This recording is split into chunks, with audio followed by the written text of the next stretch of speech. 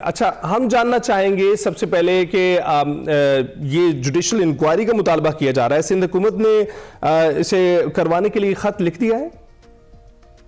جی بالکل،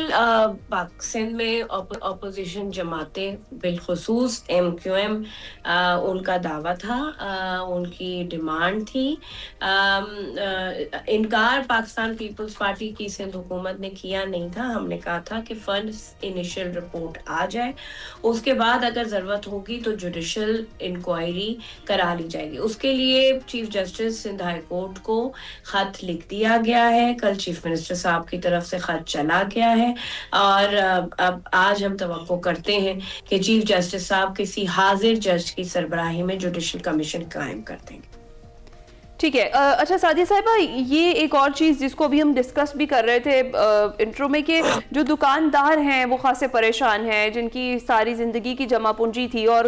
سندھ حکومت کی جانب سے کمٹ کیا گیا تھا کہ انہیں کچھ پیسے دیے جائیں گے، قرضہ دیا جائے گا، لیکن عید قریب ہے، وہ پریشان دکھائی دیتے ہیں۔ کیا متبادل کیا جا رہا ہے جن کا کاروبار ختم ہوا ہے تاکہ وہ کچھ شاپس اپنی کھول لیں یا کچھ مال خرید لیں اور عید کی تیاری کریں؟ دیکھیں، سب سے پہلے تو جن کا جو اس دل خراش سانحے میں لوگ اپنی جان سے چلے گئے ہیں، ان کو 1-1 کروڑ روپے ان کی فیملیز کو جو ہے وہ دینا شروع کر دیا گیا ہے۔ دوسرا، جو وہاں کی ایسوسیشن ہے اس کے تھرو سروے کرایا جا رہا ہے۔ جن لوگوں کی وہاں دکانیں تھیں ان کو 5 لاکھ روپیہ فوری طور پر اپنے گھر چلانے کے لیے دیا جا رہا ہے۔ اور تیسرا یہ ہے کہ وہاں متبادل جو پلازاز ہیں،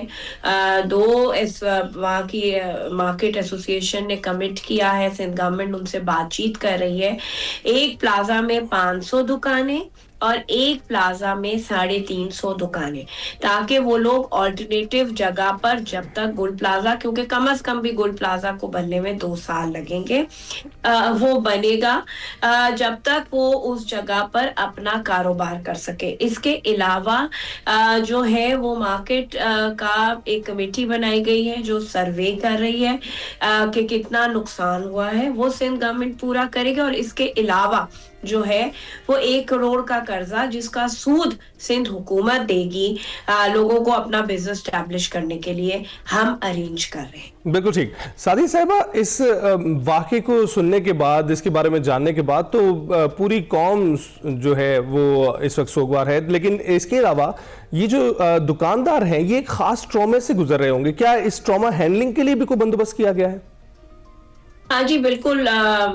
سندھ حکومت اس کے لیے کام کر رہی ہے، مختلف جو ان کی ایسوسیشنز ہیں ان کے ساتھ ہم کنیکٹڈ ہیں، جن کا نقصان ہوا ہے ان کے گھروں میں سندھ حکومت کے، پاکستان پیپلز پارٹی کے لوگ، ظاہر سی بات ہے حکومت سہارا ہوتی ہے، کسی بھی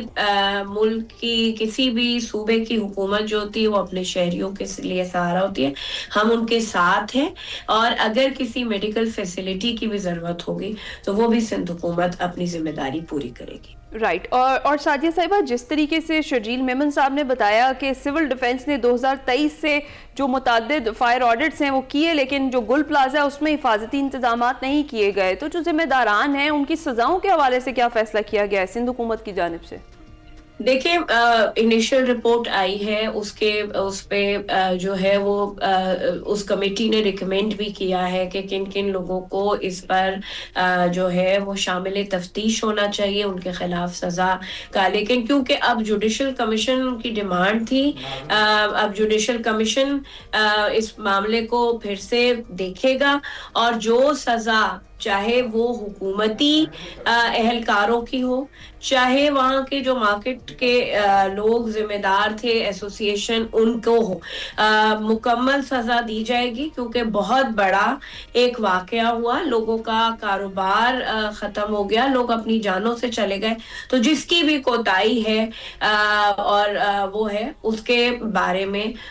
جو ہے جو حکومت سخت سے سخت فیصلہ کرے گی۔ بالکل ٹھیک ہے۔ سعدیہ صاحبہ، بہت بہت شکریہ۔ امید کرتے ہیں کہ جتنی پرامن سندھ حکومت ہے اپنے اعلانات میں عمل درآمد پر بھی اتنی ہی تیزی دکھائی جائے، اتنے ہی پرجوش طریقے سے اس پر عمل درآمد بھی کیا جائے اور وقت ضائع نہ کیا جائے۔ بہت بہت شکریہ ہم سے گفتگو کرنے کے لیے، ہم بریک کے بعد حاصل ہوں گے۔